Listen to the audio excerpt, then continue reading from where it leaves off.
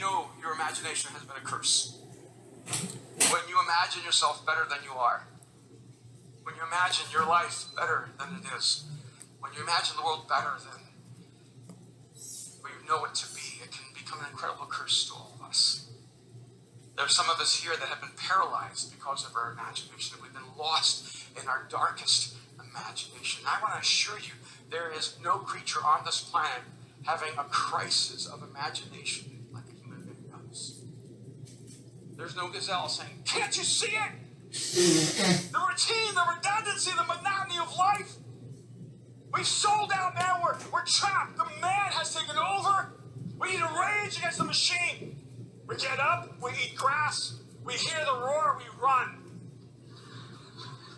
We don't look back. You don't look back, man. We pretend no one's missing.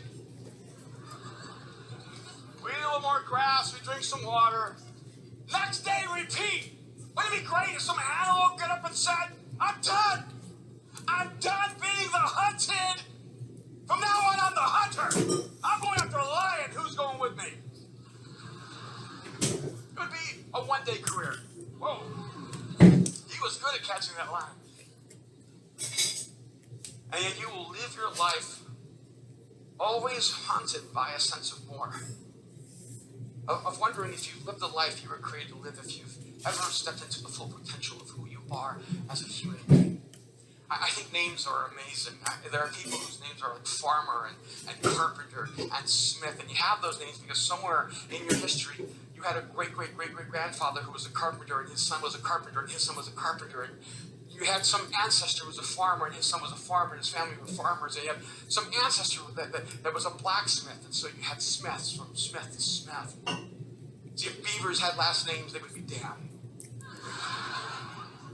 You see, if you were a beaver, you would have one career option. You would be building a dam for the rest of your life. Because you're human, you can have the name farmer and become an architect.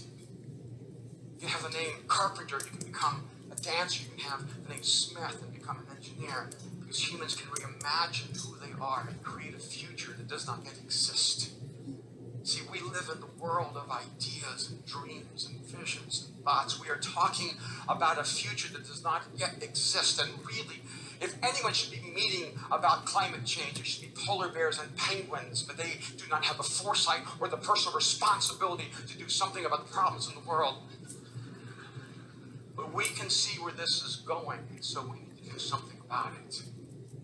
I was at a conversation in Rio de Janeiro at TED, and one of my friends who invited me to Hong Kong came and said, what we really need is the highest level of human consciousness.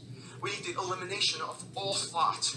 He said, when you said the elimination of all thought, do you also mean the imagination? He said, absolutely, we need to eliminate the imagination. He goes, but not only that, we need to eliminate all feeling. So now when you're saying, let's eliminate all feeling, do you also include love? He goes, absolutely. We need to eliminate all love, all thought and all feeling. I said, no, maybe I'm missing something here. But if you give me love and imagination, I can change the world.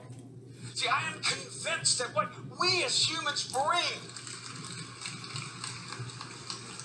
that is different than every other species on this planet is in the same way that bees create hives and ants create colonies, humans create futures. And what we oftentimes underestimate is the human capacity to create a future that the world desperately needs. You see, evil men do not wait for permission to create what they imagine. But good people keep responding to the future as if we have no control over what's coming into the human story. We need to realize that it's time for us to embrace our responsibility. That we have been imagined to imagine, created to create. And that we are all works of art and artists at work. And that there is no question whether we will create. The only question is, what will we create? There's some of you here who are haunted by your imagination. You imagine a world without poverty.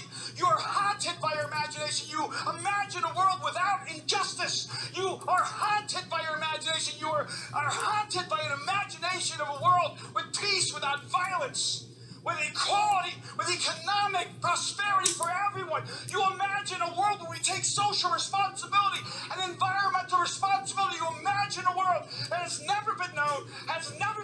objects has never been created. But you know that it's more important to imagine and create than to reflect and regret. The question is not whether we can create or whether we